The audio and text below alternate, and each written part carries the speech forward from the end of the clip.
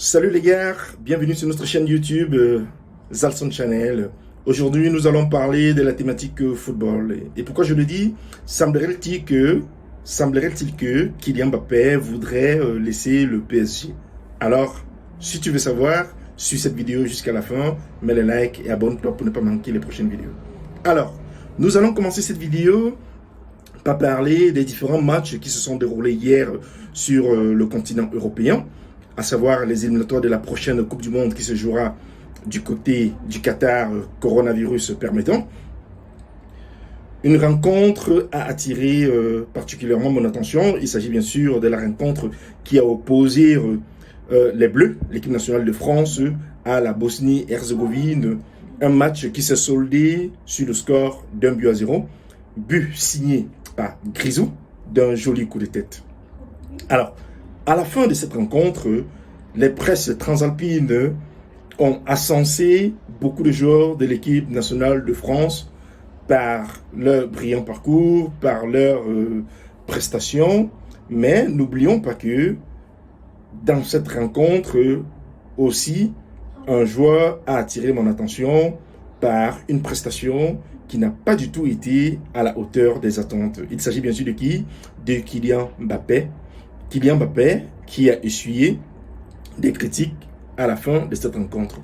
Alors, cette victoire de la France a permis à l'équipe des Bleus de prendre la distance sur les adversaires suivants et de s'asseoir confortablement à la première place et qui peut-être lui garantirait à la fin de ces éliminatoires sa qualification, qui arracherait comme ça son ticket pour la qualification pour la prochaine Coupe du Monde 2022 au Qatar. Que dit donc Kylian Mbappé à propos de ces critiques? Kylian Mbappé dit ceci. Lui, il joue pour le club PSG, dont il est en France, et il est disponible pour l'équipe nationale où il se sacrifie, toujours disponible quand on l'appelle, mais il suit des critiques. Contrairement aux joueurs qui évoluent à l'étranger, qui viennent uniquement pour l'équipe nationale de France, ceux-là n'ont pas les mêmes critiques que lui. Effectivement, on attend beaucoup de Kylian Mbappé. C'est un très grand joueur, malgré son jeune âge. C'est quelqu'un qui change le cours du match à tout moment. C'est vrai. Mais il dit que certaines critiques peuvent nuire. Certaines critiques peuvent nuire. Et cela, pour le moment, n'impacte pas la décision qu'il prendrait sur le PSG. Pour le moment, il le dit. Mais ils disent aussi que certaines critiques peuvent nuire. Alors, Kylian dit que certaines critiques peuvent nuire. Et il répète, et il continue en disant ceci. Vous devez vous sentir bien où vous êtes, surtout dans le football et même dans la vie en général, et de prendre du plaisir au quotidien. Prendre du plaisir au quotidien. Ceci signifie quoi, mes amis? Ceci signifie que au PSG, Kylian Mbappé ne prend plus du plaisir au quotidien. Surtout quand lui, il se compare aux autres joueurs étrangers évoluant hors de la France, que quand ils reviennent à l'équipe nationale, il ne suit pas aussi les critiques que lui il suit. Alors, il voudrait prendre du plaisir au quotidien. Alors, les amis, je voudrais que vous me disiez dans cette vidéo, qu'est-ce que cela peut conduire? Quelle décision est-ce que Kylian pourrait-il prendre d'ici la fin de saison? Est-ce que ces déclarations pourraient porter Kylian Mbappé à partir du PSG? Est-ce que ces déclarations pourraient laisser un optimisme aux tifosi du PSG? Est-ce que les tifosi du PSG devraient avoir peur des déclarations qu'a faites Kylian Mbappé hier après la rencontre Bosnie-Herzégovine-France? Répondez-moi en commentaire. Répondez-moi en commentaire dans cette vidéo. Alors, je vous pose une question ici, celle de savoir quelles sont les équipes qui seraient prêtes à acheter les prestations de Kylian Mbappé. Et si elles étaient prêtes, à hauteur de combien de millions d'euros? Voilà.